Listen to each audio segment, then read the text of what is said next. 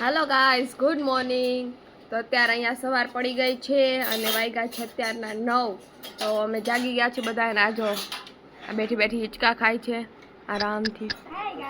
તો કાંઈક આવી હોય ગામડામાં સવાર, અને આ એકવાર ખાલી અવાજ સાંભળો તમે, કેવો મસ્ત.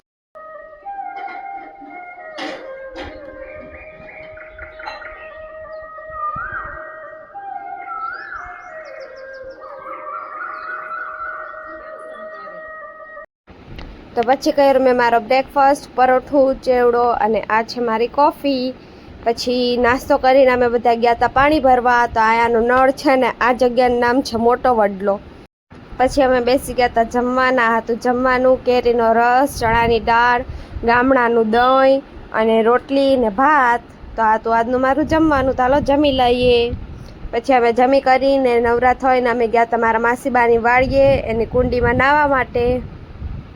તમે વાડીએ પહોંચી ગયા હતા અને આને કહેવાય ધોરીઓ, જેમાંથી પાણી આવતું હતું એકદમ મસ્ત. તો પહેલાં હું જ્યાંથી પાણી છલકતું અહીંયા બેસીને નાતી હતી ને અહીંયા એવી મજા આવી ને મને. કેટલી વાર સુધી અમે અહીંયા રહ્યા. અને આ છે એની નદી, એના ગામની, જે અત્યારે સાવ સુકાયેલી છે, નકર આમાંથી ફૂલ પાણી જતું હોય. તો આ વિડીયો જોવો જેમાં એ કેટલું પાણી હોય છે નદીમાં, એ બતાવું. તો આ વિડીયો છે મારો એક જૂનો, જેમાં નદીમાં ફૂલ પાણી જાય છે અને અમે અહીંયા નાવા ગયા હતા.